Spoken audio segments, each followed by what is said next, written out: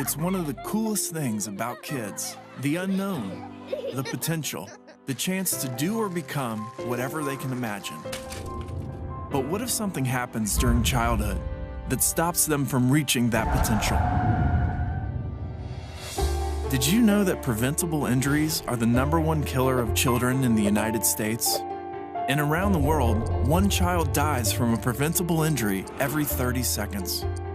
But the important thing to remember about preventable injuries is that they're preventable. We can do something to stop them. Things to make sure kids get the chance to be creative and play, the chance to take chances and explore, the chance to fall down and get back up. Help us give your kid, and every kid, the chance to grow up, reach their potential, and become whatever they can imagine. Learn how at SafeKids.org. خب بینندگان گرامی، با درود به برنامه مامتاک خوش آمدید.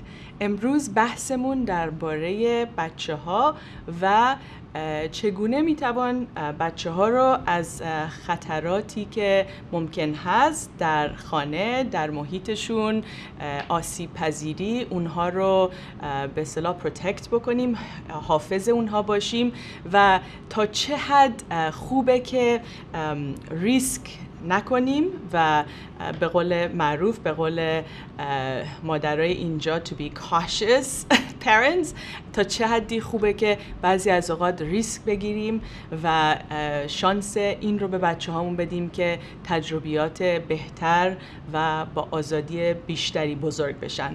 مهمان بسیار گرامی برنامه امروز که در اصل مهمان نیست، she's a co-host of MomTalk، my dear friend ShirinYadegar هستن. ایشون به اصطلاح creator و editor in chief of LAMomMagazine هستن. با LAMomMagazine آشنا هستین. خیلی خیلی مفید و نکات آموزنده‌ای در این سایت شما میتونین پیدا بکنین. شیرین جان, welcome to MomTalk. Merci Nelly June. It's always a pleasure coming and speaking with you, and I always learn so much from you. So I'm excited to be here. Me as well. Thank you. So let's talk this SafeKids worldwide. Open it up. I know you're featuring a very important educational article. Tell us about it. So SafeKids Worldwide is an incredible source for all moms. You should all go on SafeKids.org, and they're having an event actually on the 21st Sunday from 12 to 3 if you're in Los Angeles. You can check it out at Smashbox Studios in Culver City.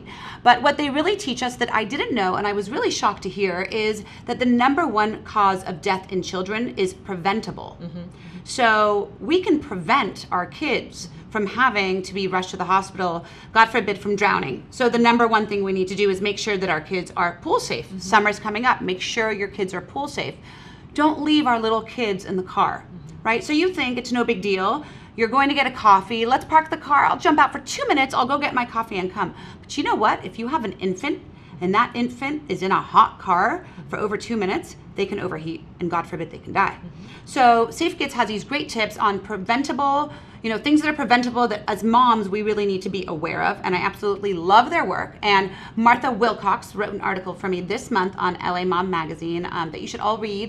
Just talks about how we just kind of oversee the little things and need to be a little bit more in touch with those things, you know. خیلی مفید و مهم هستش این نکات و من یه مقدار ترجمه میکنم. توجه مادران و پدران به این که کارهایی که میشه کرد که اون خطرات و آسیب هایی که به کودکان میخوره رو اونا رو جلوشو بگیریم.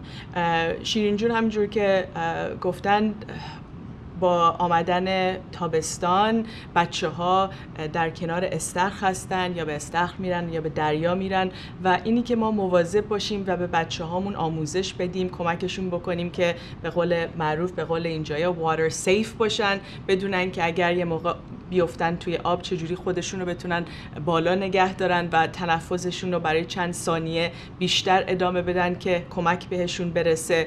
بچه هامون رو میبایست از همون ابتدا، از کودکی، very young years, right? We're talking about 1 to 3 years of age. الان دیگه early prevention و early education خیلی بچه‌های کوچیک رو شامل میشه. بنابراین باهاشون صحبت بکنیم، بهشون یاد بدیم که چجوری خودشون رو بتونن پروتکت بکنن و ما چگونه میتونیم اونها رو پروتکت بکنیم. و خب این خیلی مهمه. من فکر میکنم در فرهنگ ما به خصوص یه مقدار بعضی از مادر و پدرها زیاد از حد شاید حساس هستن و میترسن از اینکه بچهشون آسیب یا صدمه بخوره و بعضی از مادر و پدرها آگاهی شاید ندارن که چگونه بچه هاشون رو حفاظت بکنن و کمک بکنن که آسیب و صدمه بهشون وارد نشه و بنابراین خوب هستش که از هر دو جنبه ما به این موضوع توجه بکنیم، زیاد از حد overprotective نباشیم که بچه ها نتونن فرصت هایی داشته باشن. همونجور که تو ویدیو گفتن بچه ها نیاز دارن که ریسک بگیرن، نیاز دارن تجربیات تازه و نو داشته باشن که آگاهیشون و به اصطلاح اون آموزششون بالا بره. ولی تا چه حد ما تعادل پیدا کنیم در این رابطمون با کودکان it's a key variable. It is. So yeah, speaking of vacations, spring breaks, ما رفته بودیم کلاب مد. برای شما که آشنا هستین با کلاب مد یا شاید آشنایی ندارین، براتون بگم که کلاب مد جایی هستش که انواع اقسام فرهنگ ها به خاطر کسانی که اونجا کار میکنن که اسمشون جیوز هستش، general officers، یا کسانی که به اصطلاح they're in charge of your children, your families، میان با هم در یک دهکده و این دهکده میشه جایی که شما میرین برای وکیشن و تعطیلاتتون. در این دهکده توجهشون به این هستش که خانواده ها با هم نزدیکتر بشن، اوقات بهتری با کیفیت بیشتری با هم داشته باشن و تجربیات متعددی داشته باشن، هم از نظر غذا، هم از نظر موزیک، هم از نظر شو، کریتیویتی و سپورتس، ورزش و تفریحات متنوع. بنابراین وقتی که شما اینجا میرین کمک میکنن که با خانواده های مختلف که خیلی اروپایی هستن، ما کنکون بودیم، در کنکون خانواده فرانسوی بودن، آلمانی بودن، متعدد از اسرائیل بودن و شما باندینگ پیدا میکنین، رابطه پیدا میکنین با این خانواده ها و بچه هاشون و بچه ها با هم دوست میشن و در این cross cultural experience شروع میکنن از همدیگه یاد گرفتن. که پسر من اومده بود به من میگفتش که مامی چجوری اینو به فرانسوی میگی، که با هم دیگه زبان فرانسوی پرکتیس میکردیم یا غذاهای مختلف متنوع که میخوردن. مامی این چه جالبه، this food I like the spiciness and the Mexican food, your tacos, and so it's a great multicultural experience. So you know, my favorite part of the vacation was spending time together. You know, برای خیلی از ماها که سخت کار میکنیم، چه مادرها چه پدرها، اون اوقات تعطیلات که میتونیم با هم باشیم و با هم غذا بخوریم، سر میز بشینیم دور هم و 3 وعده با هم غذا بخوریم. این با هم بودن برای صبحانه، نهار و شام was priceless. Was just the best part of any vacation. I think that's the key, right? که بتونیم با بچه‌ها بشینیم بدون تلفون، بدون کامپیوتر، بدون نباید بریم جای نباید بریم، وقت میذاریم با بچه‌ها. I think it's like just priceless. It's priceless. هر جایی که میرین. You know, it doesn't matter where you are, it doesn't matter how far you are, but I think break is really important to spend those 3 meals, like you said, with the kids and really interact and find out. You know, یه وقتایی میشینه با بچه‌ها داری نهار میخوری، چیزایی بهتون شیر میکنن باهاتون که هیچ وقت تو خونه شیر نمیکنن. But they think we're on vacation. یه باند دیگه دارن با مامانم، با پدرم، you know, باهاتون حرف میزنن. I think it's very special. خیلی جالب بود و خب تو کلاب مد شیرین جون جالبترین چیزی که برام جالب بود این بود که به خاطر اینکه این جیوها خیلی توجهشون رو بچه‌ها هستش و خیلی متوجه بودن که چگونه بچه‌ها رو در سن‌های مختلف کمک بکنن که اون تجربیات پرکیفیت یا با کیفیت بالاتری که با خانواده دارن داشته باشن در کنار تجربیاتی که با هم بچه‌ها دارن. این تینیجرها رو با هم اکتیویتی براشون میذاشتن که بتونن اونها هم تایم داشته باشن که با هم کارهای خودشونو بکنن و میدیدین دقیقاً تینیجرایی که سر میز شام یه خورده شاید دیگه restless میشدن دیگه they had enough. Sure. Right. و قشنگ مشخص بود که بچهای ما که خورده کوچیک‌تر بودن اونا با ما میخواستن بشینن طولانی و تینیجرها they couldn't wait. میدونن. It was really fascinating و بعد برای همه یه اکتیویتی کاری بود که to be together, to be social, to love life and try new things together. I think that's the key. شما الان گفتین که از سخته برای مادر که بذاره بچه ها برن چیزهای جدید to try new things and to but we have to let them do it. And why not do it on a vacation when we're all together as a family where you're watching them but you're stepping aside and allowing them to do new things. You went parasailing. Yeah. So and your kids, was it their first time going up? It was their first time going up. Our first time going up together.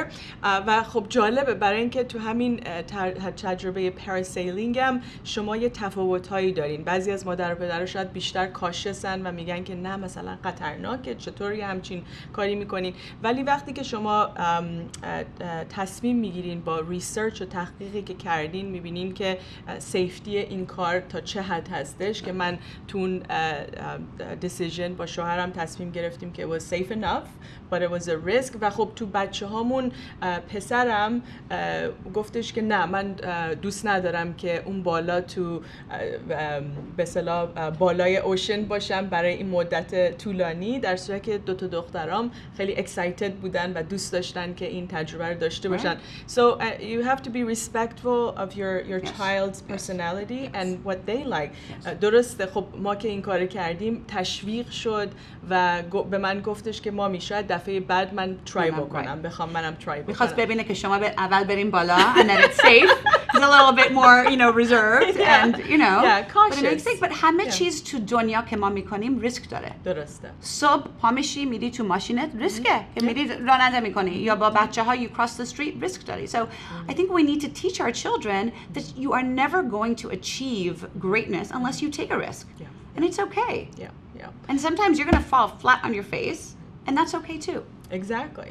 و وقتی که شما اون به اصطلاح اهمیت رو به کودک یا نوجوان میدی که to trust their gut instinct و بدونن که این پرسونالیتی منه، این شخصیت منه، من بعضی از اوقات دوست دارم یه ریسکایی رو بگیرم و بعضی از اوقات دوست ندارم ریسک بگیرم و that's okay. ولی خب بعضی از اوقات این ریسک کار میکنه and you have a great experience. بعضی از اوقات به قول شما you experience failure and that's okay too. Of course. چون دوباره باز تو کالچر ما فیلیر رو خیلی میترسیم ازش. خیلی هم بده که میترسیم ازش. Right. میترسیم و بعد خیلی از اوقات هم overprotective هستیم به عنوان یک مادر و پدر. نمیخوایم که فیلیر بچه هامون دیگران آشنایی ببیننش. Right. خب اگر فیل نکنن وقتی که جوانن چی میشه وقتی که بزرگتر میشن میخوان یه بیزنس واز بکنن یا برن پزشکی or whatever it is that they want to study how will they be successful then if they don't fail? It's impossible. So من میخوام که بچه‌ها الان فیل بکنن. من میخوام بیان خونه با یه C یا D بگن مامی چی شد؟ Let's talk about it. Let's figure out what happened because اگر همیشه A دارن همیشه they're the best at sports همیشه well, what's going to happen وقتی که میرن کار بکنن نمیتونن به من زنگ بزنن بگن مامی من باسم گفت که من what's going to happen to them? They've got to learn now to fall, fail, get up so when they're adults they can deal with it. استقلال هویت و اون به اصطلاح استقلال روانی و روحی کودک و نوجوان شما خیلی خیلی ارزش داره، بهش باید توجه بکنیم و اگر ما کسی هستیم که خودمون individually اون استقلال رو تجربه نکردیم باید این آگاهی رو این انسایت رو داشته باشیم که to get help to be more insightful, have mindsight و بعد ما هم خودمون رو پوش بکنیم. این رابطه مادری و پدری با بچه ها یه بخشیش هم growth و self awareness ما هستش و خب it's beautiful if we're open-minded, we have an open heart about it and we take further steps to build on that autonomy and independence and resilience. Absolutely. This is learning for all of us. We're going through this together. And I always say thank God که من خیلی دوستای خوبی دارم تو زندگیم که وقتی که من میگم نه نمیخوام بچه‌ها sky diving برن یا scuba diving بکنن I'm scared, they're like Shirin تو میکنی چرا بچه‌ها نمیتونن بکنن؟ Okay, then با خودم حرف میزنم تا یه کمی calm بشم و بگم okay بریم بکنیم با هم. So it's good to have family and friends around you that can really give you the courage as a parent too, because we don't want our kids to get hurt, and we fear that. Right. And it's something within us that we need to work on and deal with. You know. Yeah, and I love that you also mentioned this, that we talk to our children and help them, guide them, get a sense of what it's like to be safe, to have that safety experience, safety net, what it feels like to be safe, and to know what steps they need to take or not take to maintain safety. Absolutely. Well, and it starts early. It starts very early, and it carries on. Just because they're teenagers doesn't mean that we shouldn't be still telling them. So من تلفن برای دخترم گرفتم 12 سالشه. وقت دیدم یه روز داشت راه میرفت با تلفنش. I said no. Eden وقتی که داری راه میری across the street, you cannot be on your telephone for two reasons. One, you can get hit by a car, and two, اگر رو تلفنی هستی یه مردی میتونه بیاد تو اصلا you're not looking around you at your surroundings, میتونه تو رو بگیره و بره. But اگر صورتت بالاه and you're aware around you what's happening, no one's going to try and grab you, no one's going to hurt you. You need to be conscious. So every stage of life, and it changes constantly because of technology, we need to teach our children. We're learning with them again. I mean, this is all a learning process. Absolutely. So it's very important. یکی از به اصطلاح خطراتی که بچه‌ها رو تهدید میکنه در خانه خطر افتادن هستش و یه ویدیو کلیپ داریم در رابطه با خطر افتادن در خانه یا آسیب دیدن در منزل. اینو تماشا میکنیم، برمیگردیم با هم صحبت میکنیم درباره SafeKids Worldwide. با ما باشید. Household injuries can happen to any family. When it comes to falls, the number one cause of unintentional injuries for kids, prevention in the home is especially important. The Davis family has a unique challenge in keeping Cindy from falling because she is blind. Even though Cindy uses different orientation and mobility techniques and has a service dog to help guide her, it is important for the Davis family to take steps to make Cindy's life easier as she navigates around the house. The family installs secure handrails down the stairway from the second floor of their apartment, as well as grab bars in the bathroom where slippery surfaces may exist. Lucy Davis also removes area rugs and clutter from the floor. They keep electrical cords away from walkways, the chairs pushed in, and cabinets, closets, and doors fully closed. Since Cindy uses her sense of touch to find her way around the house, her mom uses furniture straps or brackets with a few screws to secure heavy and tall furniture to the wall. These easy-to-install devices make furniture more stable so that Cindy can feel her way around the apartment safely. The Gomez family also has to be vigilant about falls inside the home. They make sure that Luisa's wheelchair is able to navigate freely from room to room. Like the Davises, they remove any accumulation of clutter, install grab bars in the bathroom, and remove area rugs. They also inspect the home regularly to make sure that all the flooring is even to avoid any trips or falls. To recap, here are some important steps to avoid serious falls in the home. Install secure handrails and grab bars. Remove area rugs. Keep cords and clutter out of the way. Keep chairs pushed in and cabinets and doors fully closed. Secure tall and heavy furniture with furniture straps. Look out for uneven flooring. For any family, taking the proper precautions to prevent falls is an essential part of ensuring a safer home. For more safety information, go to SafeKids.org. خب SafeKids.org وبسایتی هستش که اطلاعات بسیار آموزنده برای شما خانواده های عزیز و مهربون که میدونم تک تک شما علاقه دارین که بچه هاتون سیف باشن، آسیب نبینن و ویدیوهای آموزشی هست و مطالب آموزنده هست که اینها رو شما میتونین مطالعه بکنین، تماشا بکنین، با بچه هاتون تماشا بکنین.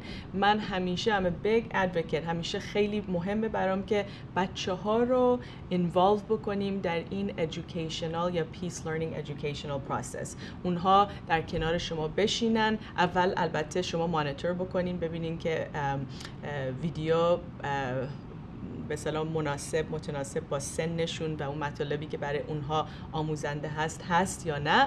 و بعد از اینکه خودتون تماشا کردین و دیدین و پسندیدین، بعد با هم دیگه بشینین، دست اونا رو بگیرین و بگین که بیا بشین دخترم پسرم اینو تماشا بکنیم و بعد ازشون سوال بکنین، بگین که نظر تو چی بود از این مطالبی که تماشا کردیم و بیا بریم با هم دیگه خونه رو سیف پروف بکنیم یا روش کار بکنیم یا ببینیم که میتونیم. این خودش میتونه یه educational process، یه field trip به قول معروف باشه که شما دور خونه با هم دیگه برین و این کارهایی که میتونه خطرناک باشه رو با هم دیگه شناسایی بکنین و با هم دیگه safe proof بکنین. برای بچه‌ها خیلی جالبه.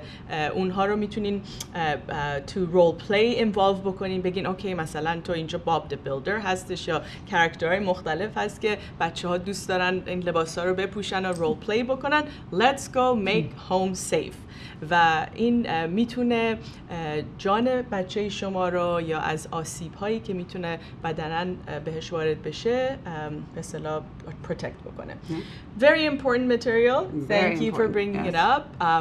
Also, don't forget to check out LAMomMagazine. Shirin Jun, she's always on top of it و مطالب بسیار آموزنده و آموزشی روی این وبسایت مگزین هستش. من که خودم همیشه I like to just surf and look up and learn from these educational materials. Yeah.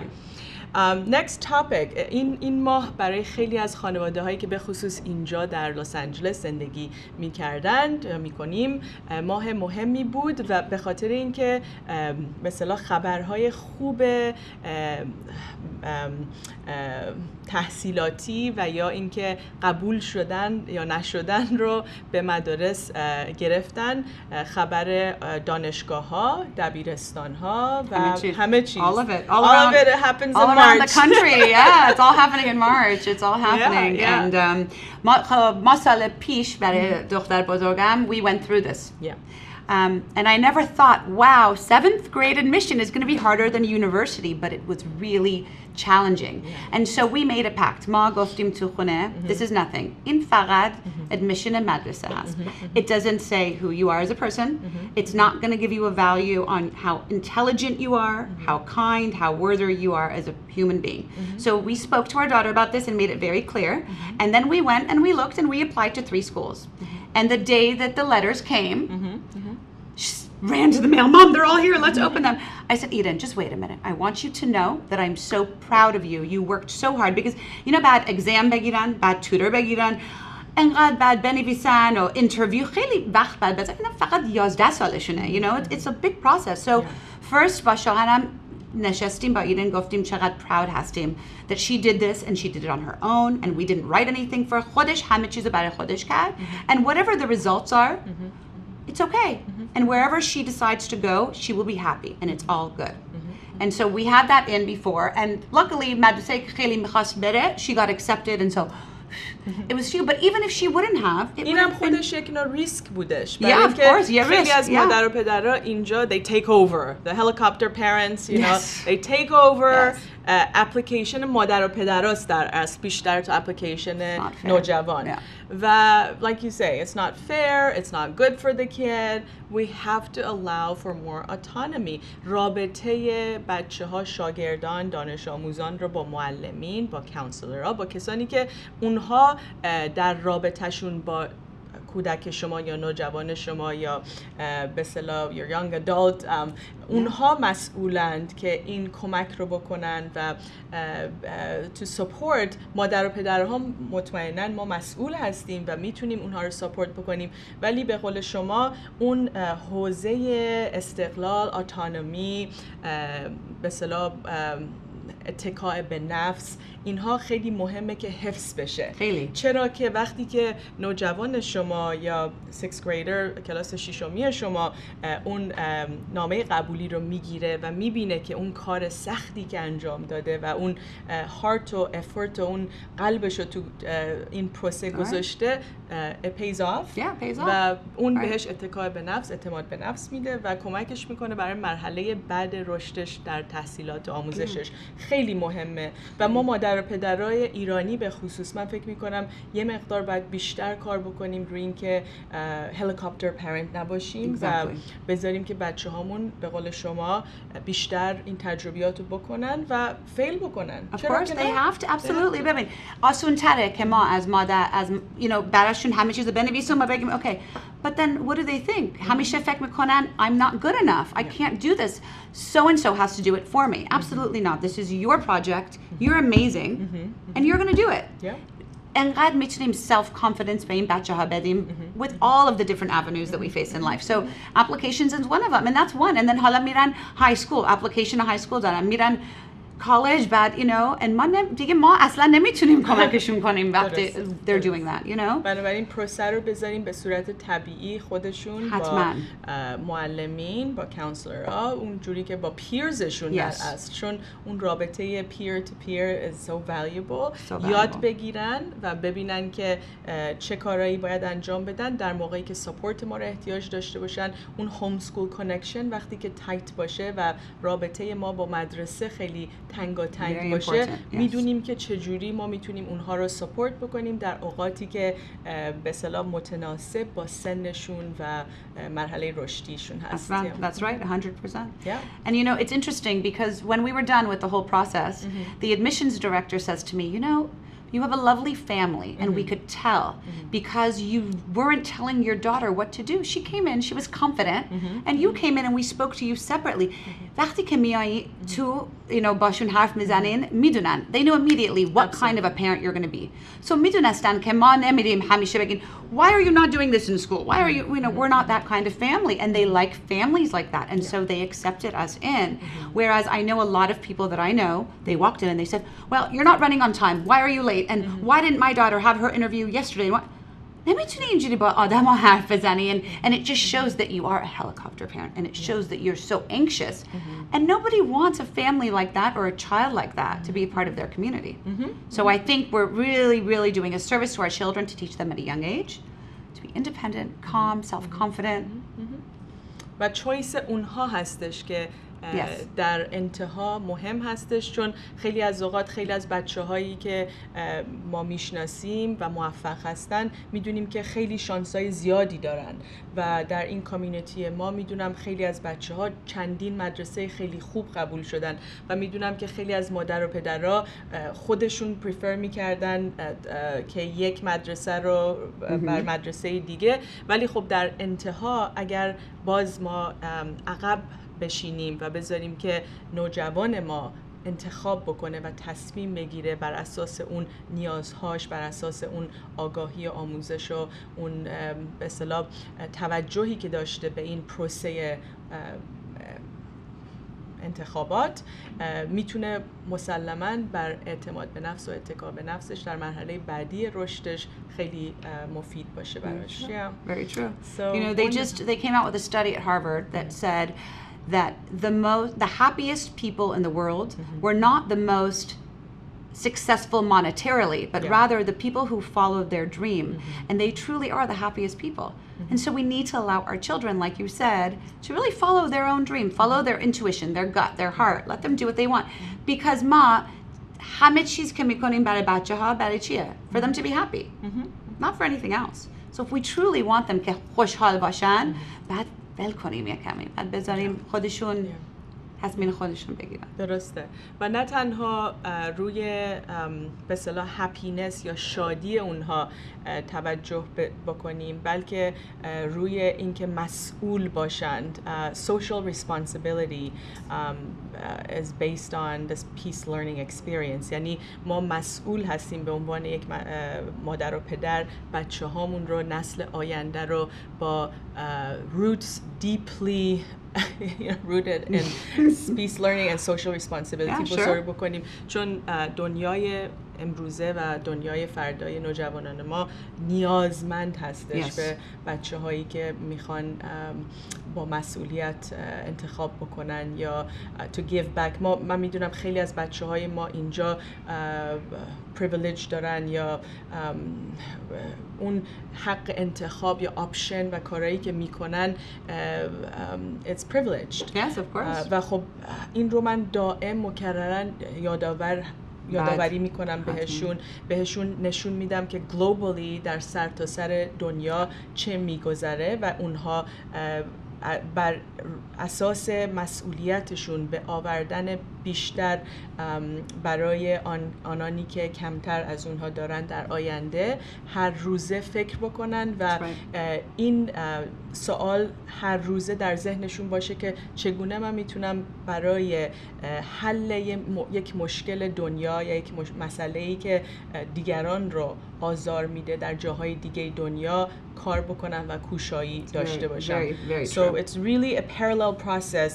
و من فکر میکنم در انتهای این تجربه و توجه اون شادی واقعی یا جوی خودش کرییت میشه، برای اینکه ما وقتی که compassionate هستیم و compassion یا شفقت معنای اصلیش این هستش که ما رنج و درد کس دیگه ای رو ببینیم و کاری بکنیم که اون رنج و درد رو کمتر بکنیم. حتما. You know, so that brings joy. That brings, so we have to shift from self-centered sort of self-gratification, happiness، این خوشحالی و شادی که بیشتر self-centered هست، به خصوص اینجا در غرب، بیشتر روی اینکه جهانی فکر بکنیم.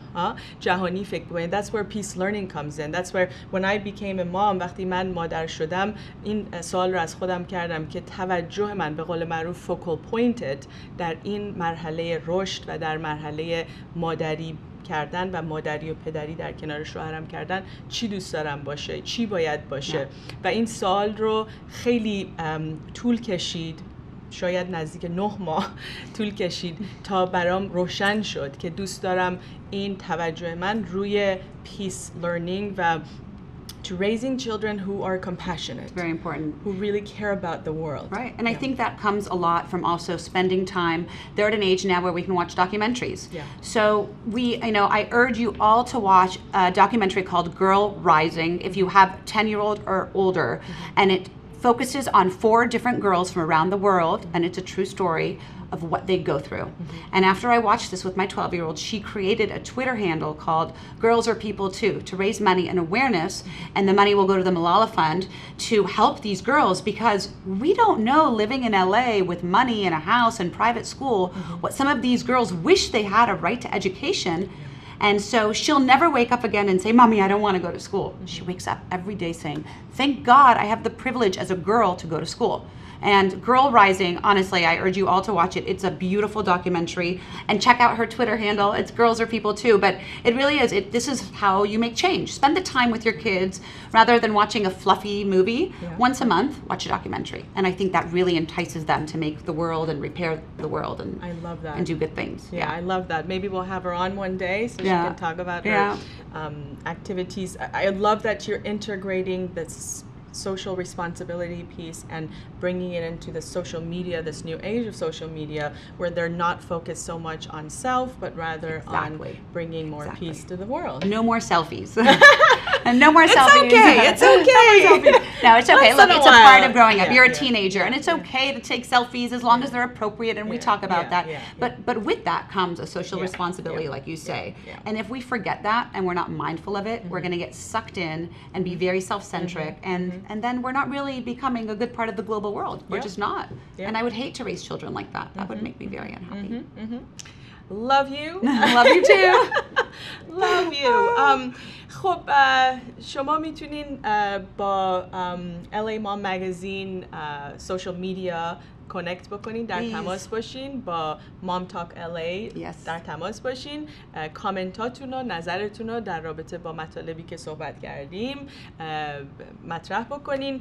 میدونم این موضوع سیفتی و اینکه چگونه ما میتونیم در کامیونیتیمون این بحث رو ادامه بدیم و سپورت بکنیم همدیگر رو. میدونید یه موضوعی هم که من دیدم، یه نکته‌ای که مطرح میشه در کامیونیتی به خصوص ماها بیشتر این هستش که مادر و پدرایی که یا مادر بزرگ پدر بزرگایی که جاجمنتال هستن و میخوان کامنت بدن یا ابروشون رو بالا بگیرن و میدونین خیلی مهمه که درباره اونم صحبت بکنیم. چون این پروسه باید یه پروسه نچرال و طبیعی و یه پروسه‌ای باشه که آموزنده باشه و کمک بکنیم همدیگر رو.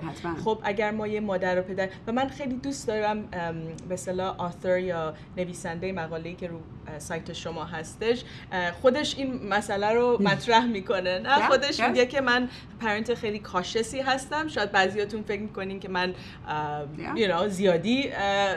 زیادی محتاط هستم، ولی خب در کنارش وقتی ما در یک گروه هستیم و همه با هم این نظراتمون و تبادل نظرمون در رابطه با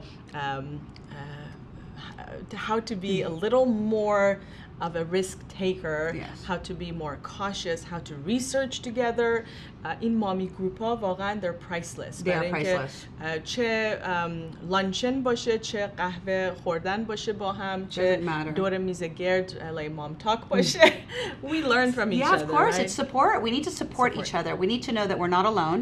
And I learn from you every time I see you, and you learn from me, and we together can really make motherhood so much easier and better. And so I think that definitely is a key. I mean, look, you've got to take risks, but then again, you don't want your children to get hurt. And so it's the balancing act. Definitely. It's a balancing act. It is a balancing act. خب هفته گذشته 13 به درم بود و خیلی از شما میدونم 13 به در خوش گذشت. رفتین و در کنار دریا، در کنار رودخانه، در هر کجا که بودین گره زدین. Do your kids talk? Yes. What do you say to them? 4 سالشه میره گره می I wish for a Barbie. میگم no, you wish, no. I said برای دنیا بعد یه چیزی wish بکنی and then بعد پرک کنی. I wish که هیچ کسی هیچ وقت نمیره تو دنیا, you know, and it's cute, but they all do. They all make their wish and tie it, and then we throw it. You do the same? We do the same. بچه‌های منم مثل بچه‌های شما اول در فکر خودشون هستن و اینکه اون کارهایی که دوست دارن و اون به سنشون خب مربوطه دیگه، بیشتر به خودشون مربوطه، ولی بعد که ما میگیم که خب حالا درباره فامیلی، درباره دوستاتون، درباره کامیونیتی، درباره دنیا، بعد هی شروع میکنن فکر کردن و دونه این آرزوها رو میکنن برای به اصطلاح سلامتی، برای شادی بیشتر، برای more peace، آشتی، صلح در دنیا و خیلی زیباست برای اینکه با کالچرشون، با فرهنگشون به اصطلاح دل به دل میشن و میتونی ببینی رو صورتشون خنده ها. They're so proud. بچه‌های ما در کلاب مت که بودیم یه شبی بود که تمام جیو میمدن و درباره کشورشون یا اون کشوری که ریپرزنت میکنن صحبت میکردن با پرچماشون. بنابراین شروع شد از اسرائیل، پرچم همه هوری شروع کردن، هیبرو صحبت کردن، همه خوشحال کی اینجا از اسرائیل هستش. بعد اومد به US از آمریکا، همه خوشحال، دونه آلمان، فرانسه، مصر، ایتالیا و غیره، آفریقا. و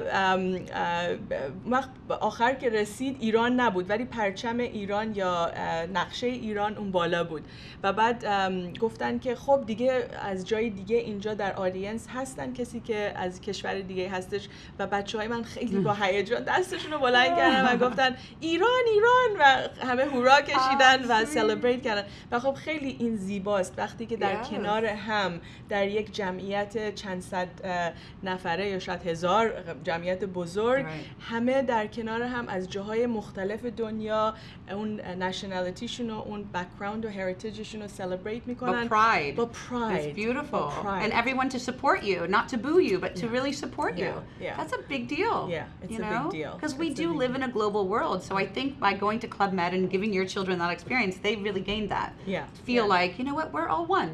Yeah. ما همه, we're all the same. و میتونستنم که چون آمریکا که اومد همه خیلی بالا پایین پریدیم و خوشحال بودن، میتونستنم که هیچی نگم. I'm American, sure. ولی خب خیلی معلوم بود که پراود بودن و با افتخار میخواستن که ایران رو هم جشن بگیریم و خیلی خیلی زیبا بود و میدونم که گو گلوبال در ماه مارچ ماه مهمی هستش و در هر کجای جهان که هستین، با هر کجا با ما هستین، این جشن گرفتن به اصطلاح نشنالیتی و اینترنشنال سپیریت، واقعا آوردن ملل متحد یا جشن بین المللی بخش بزرگی از پیس لرنینگ و روابط و رشد سالم بچه ها هستش. میبایست که بهش توجه بکنیم و سلبریت و جشن بگیریم. We are one globe, one earth. Yes. و میبایست که همگی با هم دست به دست بدیم، متحد باشیم و این رو توجه بهش بکنیم. واقعا دنیای امروزه We're all one. We are. Right? And the sooner everyone realizes, the more peace we will have on this beautiful earth. That's right. That's right. و خب در آمدن بهار میدونم یک موضوع هات تاپیک دیگه ای که برای خیلی از شما خانواده ها هستش حفظ محیط زیست هستش. چرا که دوباره مادر ارث یا به اصطلاح محیط زیستمون رو داریم جشن میگیریم، کمک میکنیم که سبزتر بمونه، سبز باشه و خب نوروز یک سلبریشن، یک فرصت واقعا مفید و به اصطلاح مهمی هستش که ما رینیول، ریجوونیشن، یه آغاز نو و توجه بیشتر به محیط زیست و اینکه واقعا محیطمون رو کثیف نکنیم. از کارهای دیگه‌ای که در کلاب مد می‌کردن که من خیلی خوشم اومد این بود که بچه‌ها انوالو بودن روی اینکه آشغالا و چیزایی که میریزن در بیچ، در هر جا که هستن جمع بکنن، ریسایکل بکنن، برن تو این بگا و کمک بکنن که پلاستیکا رو یه جا بذارن. و خب من خیلی تا حالا ندیده بودم که بچه‌ها اینقدر به اصطلاح اینوالو باشن، چون معمولا که وکیشن میری بچه‌ها سپویلدن. Sure, that's right. اینجا جیوها و بعد آهنگ میزدن، یه آهنگ به خصوص داشتن، دست میزدن و بچه‌ها واقعا همینطور که میگین غرور و پراید رو تجربه میکردن که واو داریم کمک میکنیم که محیط زیستمون حفظ بشه و تمیز بمونه. This is our earth. It's our earth. It's our earth. Yeah. This is no one else's earth if you don't take care of it. So that's beautiful that they do that. Absolutely. و خب خیلی زیباست وقتی که شما در محیطی هستین که توجه میکنن به این نکات ظریف و educational هستش، چون بچه ها میبینن که مهمه.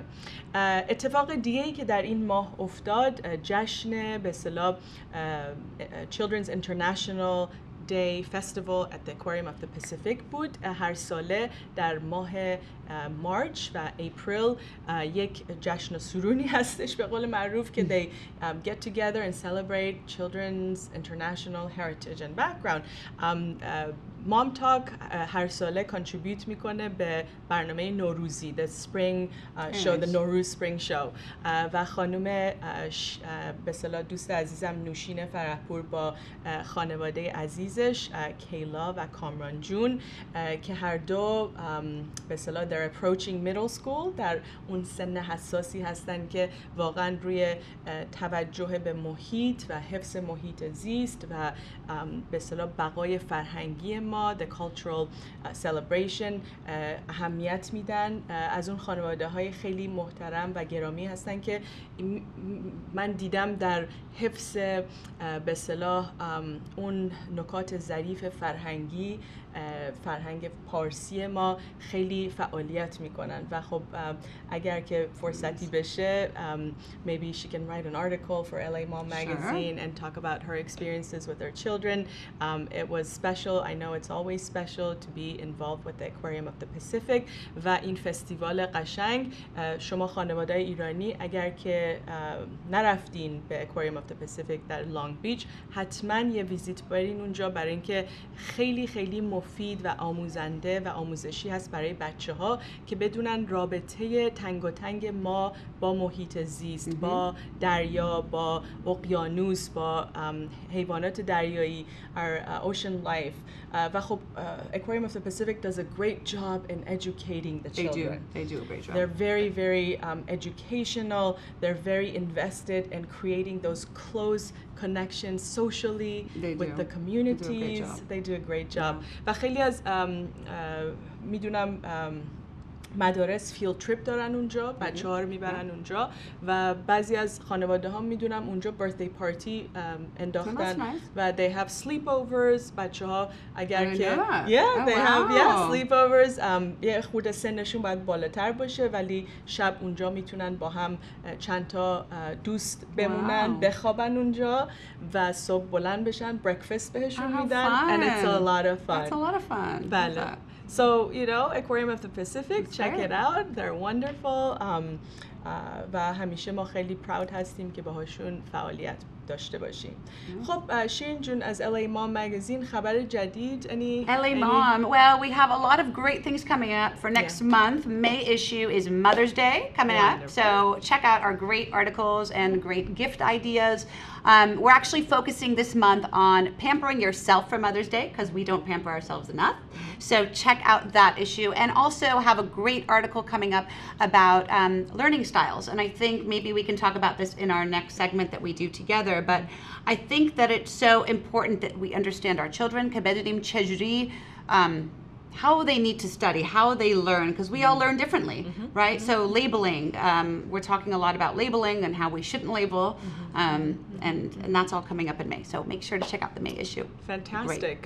خیلی مهم هستش این موضوع لیبلینگ رو که مطرح میکنین. خیلی از اوقات از نادانستنی ها یا ناتوانی ها این لیبلینگ شروع میشه، این مهر رو به اصطلاح قضاوت ها شروع میشه و خیلی مهمه که ما به عنوان یک مادر و پدر آگاه اول خودمون رو آموزش بدیم، اول بدونیم که به قول شما شیوه های مختلف یادگیری هستش. psychologists یا educational psychologists or therapists اینجا هستن که شما رو کمک بکنن و تستینگ هستش. من خودم تستینگ میکنم که شما بدونین که کودک شما، نوجوان شما چه تیپ learning ستایلی داره، در چه زمینه‌ای توانایی‌هاش بالاتر هستش یا ضعیفتر هستش. این رو از همون early years، از سالهای اولیه شما اگر شناسایی بکنین میتونین بهتر کمک بکنین. و جالب شاید باشه شیرین جان، خیلی از اوقات مادر و پدرها وقتی این تستا رو من براشون میکنم فکر میکنن که تستا برای این هستش که بدونن که strength و weakness یا مثلا در چه در صورتی که ما در این educational پروسه میخوایم این مطالب رو استفاده بکنیم تنگاتنگ با معلمین که اونها کمک بکنن هر دو بخش مغز یا قسمت‌های مختلف مغز پرورش سالمتری داشته باشه و در نهایت ما رو اینتگریشن برین توجهمون هست، نه اینکه بچه‌ای داشته باشیم که در مث قوی تر باشه یا بتونه احساساتش رو بیشتر کنترل بکنه. ما نمیخوایم که بچه‌ها به اصطلاح بالانس و تعادل پیشرفتشون یا پیشرفت رشد مغزی یا نورولوژیکالشون به اصطلاح دمیج بشه. برای همین این آگاهی خیلی کمک میکنه به ما و باید آگاه باشیم، هوشیار باشیم. Talk about it, support each other, and not to be judgmental. Not to be judgmental. And I think it's so unfair because اگر 2 تا 3 تا 4 تا بچه داری میگی خب so and so خیلی خوبه رو math، اون یکی به انگلیش، این خیلی باهوشه، چرا تو نمیتونی مثل این بخونی؟ Well, no, that's not, never. اگرم فکرش بکنی تو مغزت، بذار تو مغزت باشه، هیچ وقت نیارین بیرون به بچه‌ها بگین. Because it really can hurt them, but I think like you said, some kids learn auditory, like bad گوش کنن که بتونن material receive. Some need to read it and they get, so if we find out how they learn better, then they'll be great at math and reading and writing and everything. We just need to know how they learn well, and we all learn differently, right? به پایان برنامه رسیدیم. از توجهتون به برنامه مام تاک سپاسگزاریم. تا هفته آینده روز روزگار خوش و خدا نگهدار.